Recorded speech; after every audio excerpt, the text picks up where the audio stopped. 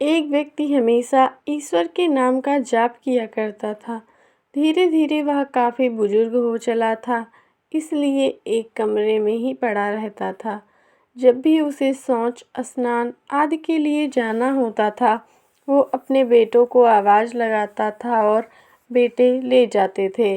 धीरे धीरे कुछ दिन बाद बेटे कई बार आवाज़ लगाने के बाद भी कभी कभी आते और देर रात तो नहीं भी आते थे। इस दौरान वे कभी कभी गंदे बिस्तर पर ही रात बिता दिया करते थे। अब और ज़्यादा बुढ़ापा होने के कारण उन्हें कम दिखाई देने लगा था। एक दिन रात को निवृत्त होने के लिए जैसे ही उन्होंने आवाज़ लगाई, तुरंत एक लड़का आया और बड़े ही कोमल स्पर्श के साथ उनको निवृत्त करवाकर बिस्तर पर लेटा गया। अब ये रोज का नियम हो गया था। एक रात को उनको शक हो जाता है कि पहले तो बेटों को रात में कई बार आवाज़ लगाने पर भी नहीं आते थे, लेकिन ये तो आवाज़ लगाते ही दूसरे क्षण ही आ जाता है और बड़े कोमल स्पर्श से निवृत्त करवाता है। एक रात वह व्यक्ति उसका हाथ पकड़ लेता है और पूछता है कि सच बता, तू कौन है? मेरे बेटे तो ऐसे नहीं हैं। तभी अंधेरे कमरे में एक अलौकिक उजाला हुआ और उस लड़के रूपी ईश्वर ने अपना वास्तविक रूप दिखाया कि वह व्यक्ति रोते हुए कहता है, हे प्रभु राम, आप स्वयं मेरे निवृत्त के लिए कार्य कर रहे हैं। यदि मुझसे इतना ही प्रसन्न हो तो मुझे मुक्ति दे दो ना। प्रभु कहते हैं कि जो आप भुगत रहे हैं वो आपके प्रारब्ध हैं।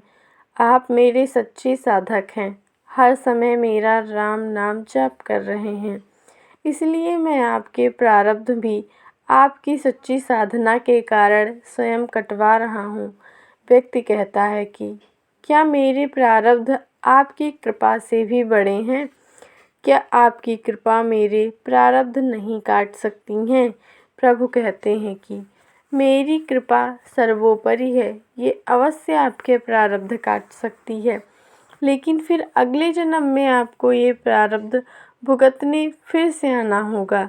यही कर्म का नियम है, इसलिए आपके प्रारब्ध मैं स्वयं अपने हाथों से कटवा कर इस जन्म मरण से आपको मुक्ति देना चाहता हूँ।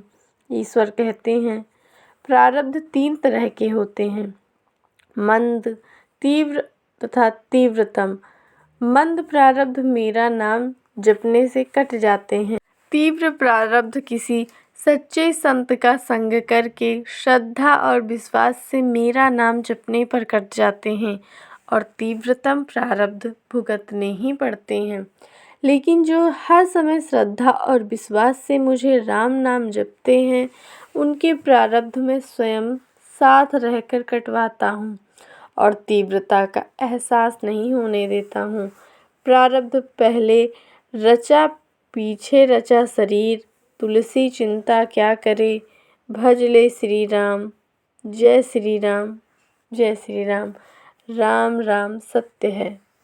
यदि आपको यह वीडियो पसंद आया हो तो प्लीज़ वीडियो को लाइक और शेयर करें और हमारे चैनल को सब्सक्राइब करना ना भूलें। धन्यवाद।